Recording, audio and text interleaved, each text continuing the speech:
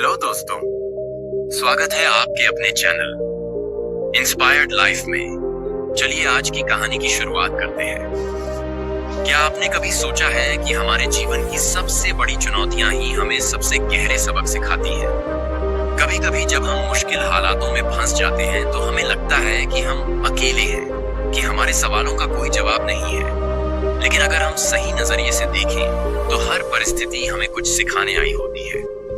आज मैं आपको एक ऐसी प्रेरणादायक कहानी सुनाने जा रहा हूँ जो ना सिर्फ आपके दिल को छू लेगी बल्कि आपके सोचने का नजरिया भी बदल देगी। यह कहानी सिर्फ एक साधारण कथा नहीं है, बल्कि यह जीवन के गहरे सत्य को उजागर करती है। तो चलिए आज हम बुद्ध की एक अनमोल कहानी के माध्यम से यह समझने की कोशिश करते हैं कि जीवन के सबसे कठिन सवालों का जवाब हमें कहां और कैसे मिलता है। तो आइए जीवन बदलने वाली कहानी शुरू करते हैं दोस्तों। एक युवक ने अपने जीवन में सफलता प्राप्त करने का दृढ़ संकल्प कर लिया। बड़ी लगन और धैर्य के साथ उसने आश्रम से शिक्षा प्राप्त की। शिक्षा की समाप्ति के बाद उसने नौकरी खोजना प्रारंभ कर दिया ताकि पारिवारिक जिम्मेदारी का निर्वाह वह बहुत ही अच्छे तरीके से कर सके। इतनी अच्छी शिक्षा प्राप्त करने के बाद भी उसका यह दुर्भाग्य रहा कि उसे कहीं भी काम नहीं मिला। नौकरी की तलाश में वह जगह जगह भटकता रहा, खूब प्रयास किए, किंतु हर स्थान से उसे निराशा ही मिली। अच्छी बात यह थी कि युवक ने मात्र किताबी शिक्षा ग्रहण नहीं की थी, अपितु जीवन में कैसे धैर्य रखा जाए यह भी सीखा था। यही वजह रही कि वह हर परिस्थिति का सामना बड़े ही अच्छे तरीके से कर लेता। लेकिन कब तक यह करता, हर एक संघर्ष की सीमा होती है। दोस्तों, यह बात सत्य है कि जब तक सफलता नहीं मिलती है तब तक आपकी मदद करने कोई नहीं आता है। आप दर दर की ठोकर खाते रहेंगे पर कोई पूछने वाला नहीं रहेगा कि आप कैसे हैं, आप परेशान हैं कि नहीं है। ये कोई नहीं आपसे पूछेगा। यह जीवन की सच्चाई है। हाँ, लेकिन जब आप कामयाब बन जाएंगे, जब आपके पास पैसा रहेगा तो 10 से 20 लोग आपके आगे पीछे घूमते रहेंगे। तो तमाम तरह के लोग आपसे रिश्ता भी रखना चाहेंगे। तब दूर के लोग भी आपसे कहेंगे कि आप उनके बहुत ही करीबी रिश्तेदार हैं। हर कोई आपसे एक झूठा रिश्ता लेकर जोड़ने लगेगा। ध्यान रहे, जो लोग आपके पैसे को, आपकी कामयाबी को देखकर से जुड़ते हैं वह कभी भी आपके अपने नहीं हो सकते। जो मुसीबत के समय में जब आप निर्धन हैं, गरीब हैं, लाचार पड़े हुए हैं, उस वक्त कोई अगर आपको सहारा दे, उस वक्त कोई अगर आपके साथ खड़ा रहे तो समझ लीजिए कि वही आपका सच्चा और अपना साथी है। और ऐसे लोग दुनिया में केवल 1% से भी कम होते हैं जो आपकी गरीबी में, जो आपके कठिन वक्त में आपका साथ दें।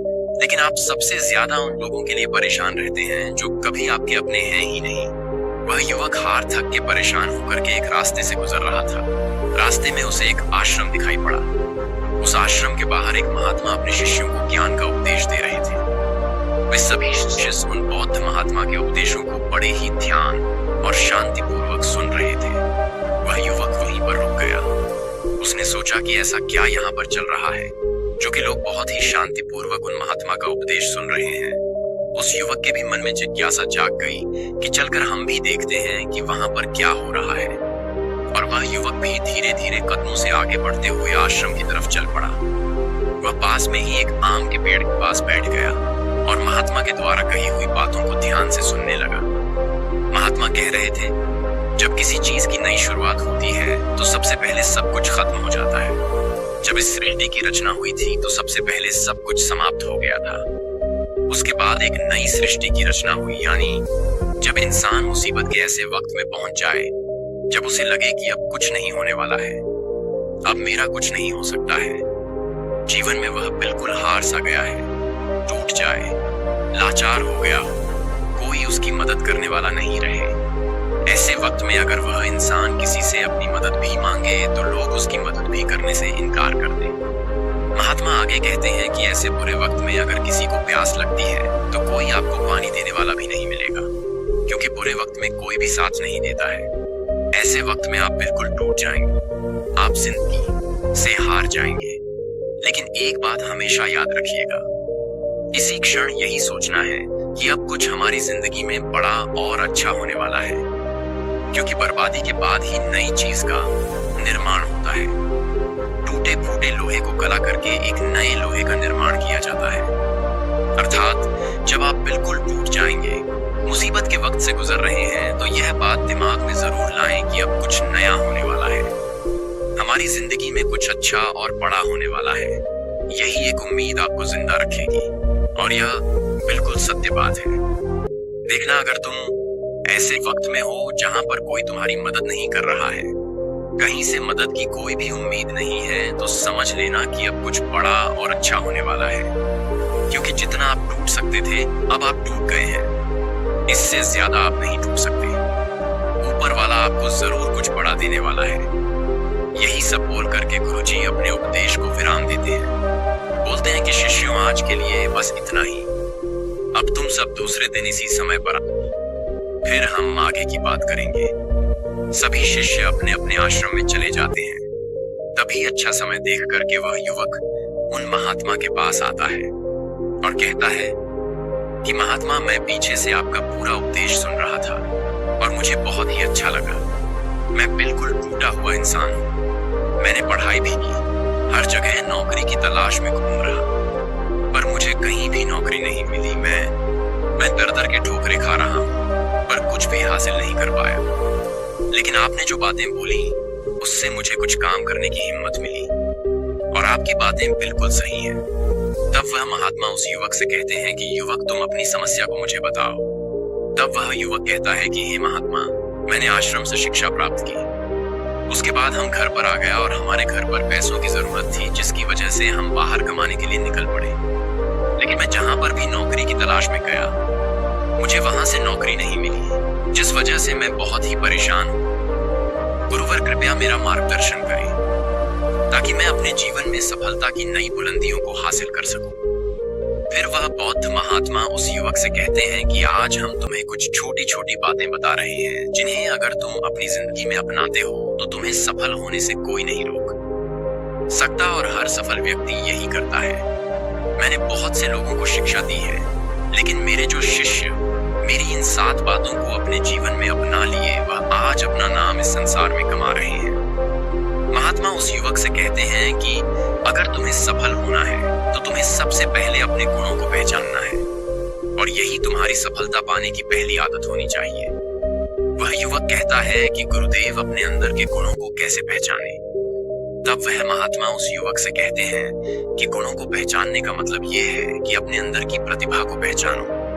कुछ भी कार्य करने से पहले सबसे पहले तुम अपने अंदर की प्रतिभा को पहचानो। हर एक इंसान में एक अलग प्रतिभा होती है। अगर वह अपनी प्रतिभा के हिसाब से काम करे तो जीवन में उसे सफल होने से कोई नहीं रोक सकता। मैं तुम्हें एक उदाहरण के माध्यम से समझाने का प्रयास करता हूँ। अगर मैं तुमसे यह पूछूं कि यह आम का पेड़ है जो तुम्हें दिखाई दे रहा है, अगर मैं इस पर सभी जानवरों को चढ़ने के लिए बोलूं कि इस पेड़ पर सबसे पहले कौन चढ़ेगा? चलो मान लेते हैं यहाँ पर बंदर, भालू, हिरण, हाथी, घोड़ा, गिलहरी सभी लोग आ गए। तो अब तुम मुझे यह बताओ कि इस पेड़ पर सबसे पहले कौन चढ़ेगा? तो वह युवक कहता है कि महात्मा, इस पेड़ पर तो गिलहरी सबसे पहले चढ़ जाएगी। वह झट से ऊपर तक चढ़ जाएगी। इसके बाद बंदर चढ़ जाएगा, लेकिन घोड़ा नहीं चढ़ सकता, हाथी नहीं चढ़ सकता। तमाम जानवर इसमें फेल हो जाएंगे। तब वह बौद्ध महात्मा कहते हैं कि तुम बिल्कुल सही कहा। यही हाल हम सबकी भी जिंदगी में होता है। हम सबके भी अंदर एक अलग अलग प्रतिभा होती है, लेकिन हम उस प्रतिभा को पहचानने का प्रयास ही नहीं करते हैं। हम सब अपनी प्रतिभा के हिसाब से चलते ही नहीं हैं। हम लोगों के हिसाब से खुद को ढालने का प्रयास करते हैं और हम औरों जैसा बनने लगते हैं। इस दुनिया में जितने भी सफल लोग हुए हैं, अगर तुम उनको ठीक ढंग से पहचानोगे तो तुम पाओगे कि वह अपनी प्रतिभा के हिसाब से काम किए हैं। तभी वे आगे चलकर अपनी जिंदगी में कामयाब हुए हैं। हर कोई इस पेड़ पर नहीं चढ़ सकता। ठीक उसी प्रकार तुम सबसे पहले अपने अंदर की प्रतिभा को पहचानो। तुम यह देखो कि तुम किस चीज में माहिर हो। अगर तुम अपनी प्रतिभा के हिसाब से काम करोगे, उस प्रतिभा को पहचान लोगे, तो तुम जिंदगी में बहुत आगे जाओगे। फिर तुम्हें सफल होने से कोई नहीं रोक सकता है। लगभग 99% लोग यही करते हैं कि वे दूसरों जैसा बनने का प्रयास करते हैं। किसी ने उन्हें कहा तो वे उसके जैसा ही बनने लगते हैं, जबकि जो 1% लोग होते हैं वही सफल हो पाते हैं, क्योंकि वे अपने प्रतिभा के हिसाब से काम करते हैं। वे अपने अंदर की प्रतिभा को पहचान लेते हैं। फिर वे उसके हिसाब से उस कार्य को करते हैं और अंत में उन्हें सफलता भी मिलती है और वे लोग जिंदगी में बहुत ही आगे जाते हैं। इसलिए कुछ भी नया करने से पहले सबसे पहले तुम अपनी प्रतिभा को पहचानो, फिर उसके हिसाब से काम करो। वह महात्मा उस युवक से कहते हैं कि सफल बनने के लिए दूसरी सबसे बड़ी आदत ये है कि तुम सब सही समय पर उठो। अगर तुम सब सुबह 3 घंटे पहले उठ जाते हो, अगर तुम 4 बजे उठ जाते हो या 5 बजे भी उठ जाते हो, तो तुम्हारे पास बहुत ज्यादा समय बच जाएगा अपने कार्य को करने का और तुम उन तमाम लोगों से आगे निकल जाओगे जो लोग देर सुबह सोकर उठते हैं। उन्हें आलस्य और बीमारियां घेर लेती हैं। अगर तुम भी देर सुबह उठोगे तो तुम भी उन्हीं के जैसा बन जाओगे। इसीलिए अगर तुम्हें लाखों की भीड़ से आगे आना है तो तुम्हें सुबह जल्दी उठना होगा। जो व्यक्ति सुबह सही समय पर जल्दी उठ जाते हैं उन्हें पूरे दिन को कार्य करने का ज्यादा समय मिल जाता है। तुम सुबह उठो, सबसे पहले अपने पूरे दिन की रूपरेखा तैयार करो कि कब मुझे क्या काम करना है, कब कौन सा काम करना है, कितने बजे क्या करना है। सबसे पहले तुम उस कार्य को करो, फिर उसके हिसाब से पूरे दिन का कार्य करो। इससे क्या होगा कि तुम्हारे पास समय बच जाएगा और तुम अपने कार्य को बहुत ही अच्छे तरीके से कर पाओगे। जो लोग यह कार्य नहीं करते हैं वह जब अपना कुछ कार्य पूरा कर लेते हैं, खाली बैठ जाते हैं, तो वह यह सोचते हैं कि अब उन्हें क्या करना चाहिए। इससे उनका समय बर्बाद होता है और जो भी व्यक्ति अपना समय बर्बाद करता है वह अपनी जिंदगी में कभी भी आगे नहीं बढ़ पाएगा। इसलिए सुबह उठकर के सबसे पहले अपनी एक रूपरेखा तैयार करो कि हमें दिन में क्या काम करना है और क्या नहीं करना है, फिर उसके हिसाब से तुम कार्य करो। महात्मा उस युवक से कहते हैं कि अगर तुम्हें अपनी जिंदगी में सफल होना है तो मैं तुम्हें तीसरी आदत बता रहा हूं जिसे तुम जरूर अपनाना। वह यह है कि अपनी विचार शक्ति का उपयोग करो। जो भी तुम अपनी जिंदगी में पाना चाहते हो उसे तुम सुबह उठ करके एक बार जरूर सोचो। तुम ये अनुभव करो कि वह चीज तुम्हें मिल रही है। भले ही वह चीज तुम्हें मिली ना हो, लेकिन तुम उसके बारे में सोचना शुरू करो और इतना सच्चाई के साथ सोचो कि ऐसा लगे कि तुम्हें वह चीज मिल रही है। उस चीज को पाने का अभ्यास करो और यह काम तुम्हें सुबह उठ करके ही करना है और जब रात को तुम सोने जाते हो तब भी तुम्हें यह करना है। धीरे धीरे वह चीज तुम्हारी तरफ आकर्षित होने लगेगी। इसे ही आकर्षण का नियम कहते हैं। व्यक्ति को जो भी चीज अपनी जिंदगी में पाना है उसे उसके बारे में बहुत ही सच्चाई और गहराई के साथ आभास करना है कि उसे वह चीज मिल रही है। फिर क्या होगा कि यह प्रकृति, यह ब्रह्मांड खुद तुम्हारे लिए वह चीज भेजेगा क्योंकि वह चीज तुम्हारी तरफ आकर्षित होने लगेगी। इसे ही आकर्षण का नियम कहते हैं। तो तुम्हें इस आकर्षण के नियम का पालन करना है।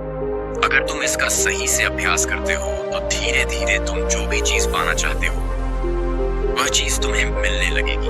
महात्मा उस युवक से कहते हैं कि सफल बनने के लिए चौथी आदत है जो तुम्हें मैं बता रहा हूं, वह यह है कि सकारात्मक सोच के साथ आगे बढ़ो। महात्मा युवक से कहते हैं कि जिंदगी में अगर तुम्हें कामयाबी पानी है, तुम्हें सफल होना है, तो अपनी सोच को सकारात्मक करो क्योंकि सकारात्मक सोच से ही एक अच्छी बुद्धि का विकास होता है। सकारात्मक सोच से ही तुम कुछ अच्छा और बड़ा सोच पाओगे। जब कोई व्यक्ति नकारात्मक सोचता है या किसी दूसरे के बारे में सोचता है तो वह अपने कार्य को ठीक ढंग से समझ नहीं पाएगा और अपने कार्य पर ध्यान भी नहीं दे पाएगा क्योंकि उसका दिमाग तो किसी और चीज में लगा हुआ है और वह यह काम सही तरीके से नहीं कर पाएगा। इसलिए तुम किसी के बारे में बुरा ना सोचो, भले ही वह तुम्हारा दुश्मन ही क्यों ना हो। इससे क्या होगा कि तुम्हारा अपने कार्य पर से ध्यान हटने लगेगा और जब तुम्हारा अपने कार्य पर से ध्यान हटने लगेगा तो तुम धीरे धीरे असफल होते जाओगे। इसलिए अगर जीवन में सफल होना है तो तुम सकारात्मक सोच के साथ आगे बढ़ो। तुम इन सब की फालतू की बातें सोचने में अपना समय व्यर्थ मत करना कि कौन तुम्हें गिराने की कोशिश कर रहा है, कौन तुम्हारे प्रति अच्छा है, कौन बुरा है। यह सब सोचने का समय नहीं है। बस तुम्हें अपने कार्य को अच्छे तरीके से आगे करते जाना है। देखना जो तुम्हारे आलोचक होंगे जो तुम्हें नीचा गिराने की कोशिश करेंगे, धीरे धीरे वह सब तुम्हारे रास्ते से हट जाएंगे क्योंकि जिस भी व्यक्ति के मन में नकारात्मक बातें होती हैं, जो भी व्यक्ति किसी को गिराने की कोशिश करता है वो कभी भी अपनी जिंदगी में आगे नहीं बढ़ सकता।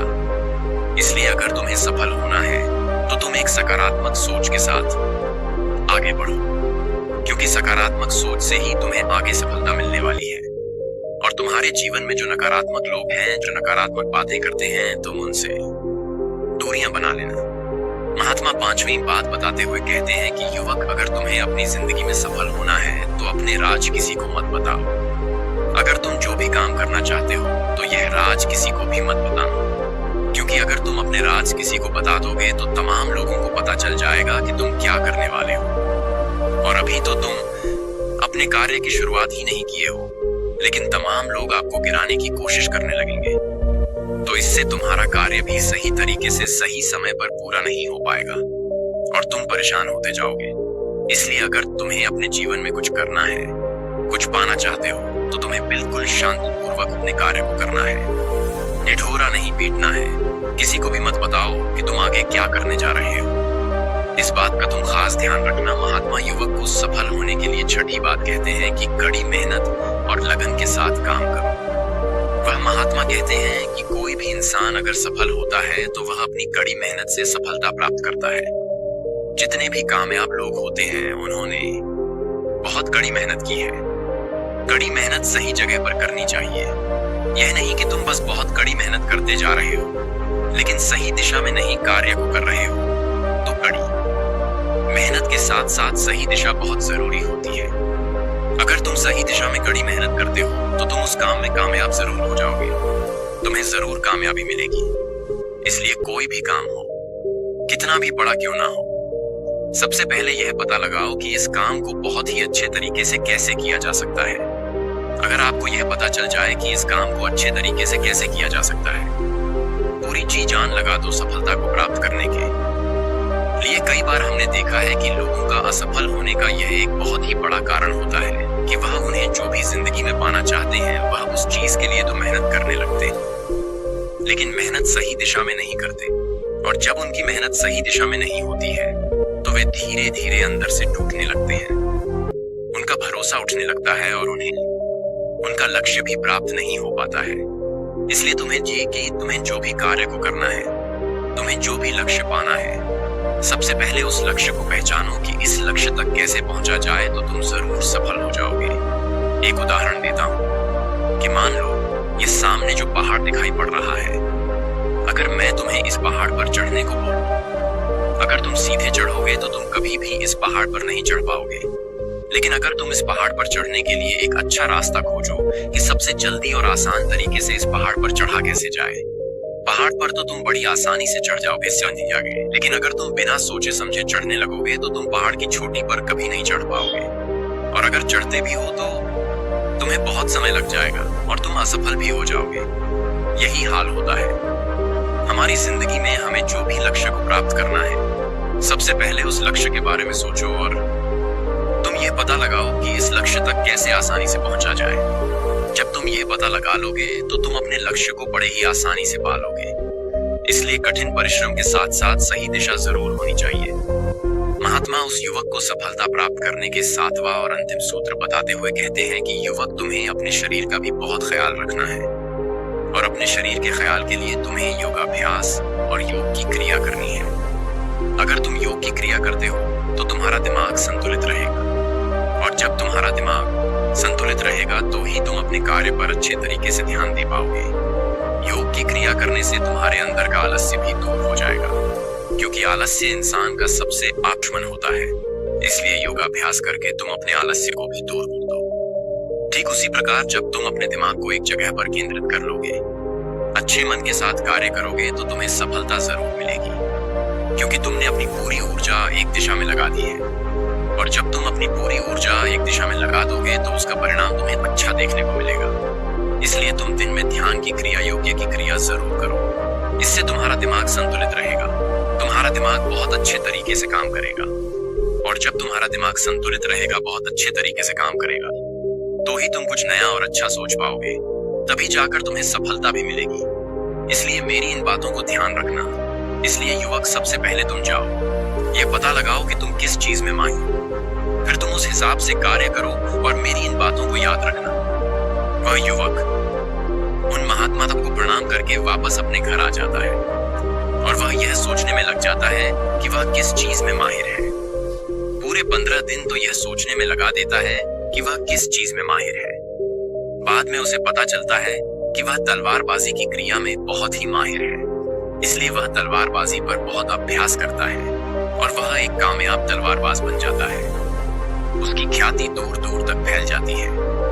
फिर एक दिन पड़ोसी देश के राजा उसे अपने यहाँ सेना में नौकरी के लिए बुला लेते हैं और वह व्यक्ति अपनी स्वेच्छा से उस राजा के प्रस्ताव को स्वीकार भी कर लेता है और वह उनके यहाँ नौकरी के लिए सेना में भर्ती हो जाता है। राजा उस युवक को बहुत ही मान सम्मान से सम्मानित करते हैं। अब उस युवक का परिवार बहुत ही अच्छे तरीके से अपना गुजारा करने लगा। दोस्तों, सच्ची खुशी बाहरी चीजों में नहीं बल्कि हमारे भीतर संतोष में बसती है। इच्छाएं असीमित होती हैं, लेकिन जब हम जो पास में है उसी में संतुष्ट रहना सीख जाते हैं, तभी वास्तविक शांति और आनंद मिलता है। जीवन में संतोष ही सबसे बड़ा धन है। दोस्तों, आपने आज के इस वीडियो से क्या सीखा वह मुझे आप कमेंट में बता सकते हैं। और इसी के साथ में उम्मीद है कि आपको आज की वीडियो पसंद आई होगी। तो इस वीडियो को उस इंसान को शेयर करें जिससे यह कहानी सुनने की जरूरत है, और साथ ही साथ वीडियो को लाइक और चैनल को सब्सक्राइब करें। तो चलिए फिर मिलते हैं ऐसी एक और नई वीडियो में एक नए मैसेज के साथ। तब तक के लिए अपना ख्याल रखें। धन्यवाद और नमो बुद्धाय।